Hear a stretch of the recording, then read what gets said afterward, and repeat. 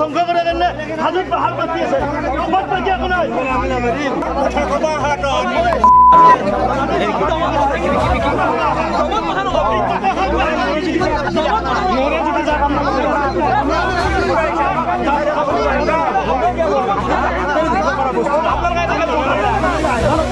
হাজোৰ ৰামদিয়াত বনৰীয়া হাতীৰ আতংক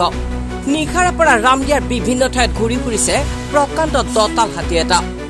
বানৰ কবলত পৰি ব্ৰহ্মপুত্ৰৰ চাপৰিৰ পৰা হাতীটো ৰামদিয়াৰ পথাৰলৈ অহাৰ সন্দেহ স্থানীয় ৰাইজৰ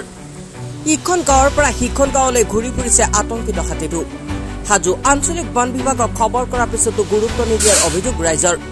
হাতীটোক ট্ৰেংকুলাইজ অথবা খেদি পঠিওৱাত ব্যৰ্থ বন বিভাগৰ কৰ্মচাৰী এইটো মানে এটা বনৰীয়া হাতী লাহোৰ ইতিহাসৰ পৰা আহি আজি আমাৰ সস্তা লেংটা গোপীনাথ সত্ৰৰ আহি চোতালতে উঠিছে চোতালত উঠি আমাৰ এই অঞ্চলত বিভিন্ন জেগাত মানে কি সোমাই পৰিছে বনৰীয়া হাতীটো নিশ্চয় এইবিলাক কাজিৰঙাৰ পৰাই অহা হ'ব কিন্তু কথা হৈছে কি আজি হাতীটো ফৰেষ্টাৰ বিভাগৰ মানুহ আহিছিলে বন বিভাগৰ মানুহ আহি তেওঁলোকে কিন্তু ব্যৰ্থ আচলতে ব্যৰ্থ তেওঁলোকে এইকাৰণেই ব্যৰ্থ তেওঁলোকে হাতীটো আল ল'লে তেওঁলোকে আগে গাড়ী লৈ পলাইছি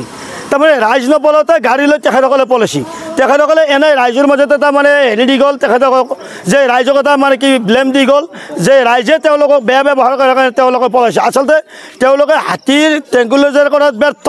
তেওঁলোকে ৰাইজৰ ওচৰত তেওঁলোকে আজি নিৰ্লজ্জ হিচাপে তেওঁলোকে আত্মসমৰ্পণ কৰি যাব লগা হৈছে কাৰণ কিয় এই গাঁৱৰ মাজত এটা বনৰীয়া হাতী সোমোৱাৰ পিছত বানপানীত চাওক মানুহবোৰো ক'তো যাব নোৱাৰি তেনেকুৱা জেগাত যদি তেওঁলোকে আজি বন বিভাগে এই নিৰ্লজ্জ ভূমিকা পালন কৰি তেওঁলোকে হাতীটো ট্ৰেংকুলাইজাৰ কৰিব নোৱাৰিলে আৰু ৰাইজৰ ওচৰত তেওঁলোকে পলাই গুচি গ'ল কিন্তু বঙালপাৰাত কাঠৰ দোকান আছে কাঠৰ দোকানত মিল বহি আছে তাতে কিন্তু ডাঙৰ কাঠগিলা ফালি আছে তেওঁলোকে কিন্তু সেইগিলা বন্ধ কৰিব নোৱাৰে তেওঁলোকে মাটি খান্দিলে টকা ল'ব আহিব পাৰে তেওঁলোকৰ এই নিৰ্লজ্জ ভূমিকা আজি ইয়াতে দেখা গৈছে যে তেওঁলোকে ট্ৰেক্টৰ কোনোবাই চলাইছে তাৰ পৰা পইচা খাব আহিব পাৰে আৰু পাহাৰত মাটি খান্দিব দি পেলাই পইচা ল'ব পাৰে তাত বাহিৰে একো কৰিব নোৱাৰে আজি সঁচাকৈ আমি হস্তৰত এই নিৰ্লজ্জ হাজোৰ যিটো